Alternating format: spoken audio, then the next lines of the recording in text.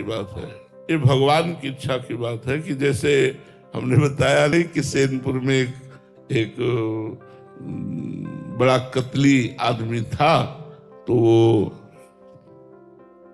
Motorcycle से वहां जहां लोग नंगे पैर चलते हैं वहां बूट पहनकर मोटरसाइकिल से जा रहा था। हम वहीं रह रहे थे, 2-4 वयोवृद्ध बैठे थे, भगवत चर्चा हो रही थी। तो हमने कहा, ए मोटरसाइकिल से उतर, तेरे को इतना भी ज्ञान नहीं कि बाबा सरकार की तपोभूमि है और तो इस पर मोटरसाइकिल से चला जा रहा, हट पीछे। वो एक नहीं माना, वहां जूता तो सहनशील साधुता में होता है। हमें ऐसा नहीं कि हम खड़े हो जाएं, लड़ने लगे, हमने अपनी बात कह दी।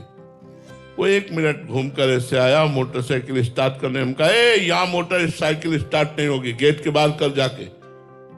मतलब आदेशात्मक था और वो प्रयोगात्मक हो गया कि वो लाख प्रयास करे मोटरसाइकिल स्टार्ट ही ना हो, और उसको घसीट के बाहर ले जाना पड़ा। अब वो जब गया तब लोगों ने बताया, महाराज आपने बहुत गलत किया।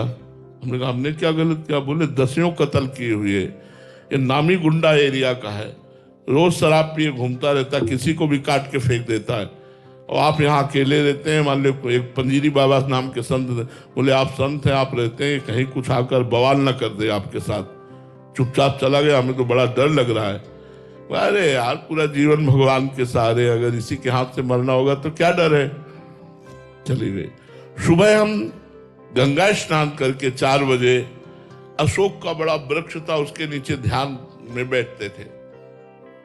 थोड़ी ही देर हुए थे ध्यान में बैठे हुए कि जूतों की खर खर आवाज पत्तों में होती ना, तो ऐसे आई। तो धीरे धीरे बहिर्मुख हुए। हमने कहा, कौन आ रहा है? इस समय तो कोई आता नहीं। देखा तो वही था। बिल्कुल मुझे भय नहीं लगा, वो भगवान की कृपा। जैसे आपने पूछा कि क्या आवेश भी आ सकता है, तो भगवान भी आवेश, बिल्कुल भय नहीं लगा। उसने आगे कहा, हाँ ए बाबा, कल बड़े बड़े डायलॉग मार रहा था, यहाँ मोटरसाइकिल नहीं, यहाँ जूता नहीं, यहाँ नहीं। चाकू निकाली, ऐसे बोले, जानता है इसको? ऐसे चाकू रखी, और पिस्तौल निकाली, बोला जानता है इसको? ऐसे रखी, बोला अब बोल। बिल्कुल वही बोल, वैसे सिंहवत एकदम आवेश आया, और कमंडल गंगा जी का खोला ढक्कन। हमने कहा, इसको जानता है? इसे गंगा जल कहते, तू है और मैं हूं। उठा चाकू और अपनी ये बंदूक पिस्तौल, चला हम पर। उस समय का वो आवेश देख करके वो अपनी पिस्तौल अपनी जेब में डाला और भागते नजर आया, भागते नजर आया। दोबारा बोला भी नहीं, हमारी तरफ देखा भी नहीं। कौन था वो? भगवान ने उसे भय प्रदान किया। और निश्चित निश्चित, ऐसा नहीं कि मैं केवल ऐसे बोल रहा, निश्चित मंत्रों में ऐसी सामर्थ्य है कि आज भी आप नष्ट हो सकते हैं। यदि साप दे दिया जाए और आप भजन करते हैं तो निश्चित नष्ट हो जाएंगे। कोई खिलवाड़ नहीं, भजन तपस्या कोई खिलवाड़ नहीं है, पर होनी चाहिए। अब दिन भर झूठ बोलते बोले तुम्हारा नाश हो जाए तो हो जाएगा क्या? दिन भर बेईमानी करते हैं, तुम्हारा कुछ बोलो जाओ तुम सुखी रहो, सुखी रहेगा क्या?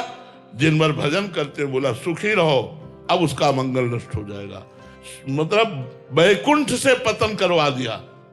भजनानंदी संत ने वैकुंठ में अखंड वास करने वाले जय विजय को 3 जन्म के लिए पतन करा दिया। भजन में बहुत बड़ा बल। तो कभी कभी भगवान भी ऐसा आवेश दे देते हैं। भगवान कभी बाहर से बचा लेते हैं, कभी अंदर से बल देकर के बचा लेते हैं, पर वो शरणागत ऐसे रहता है। ये भी भगवान के विश्वास, भगवान का ही बल था। भगवान के ही द्वारा वो आवेश प्रकट हुआ जिससे वो भाग करके गया, मेरे में बल नहीं था।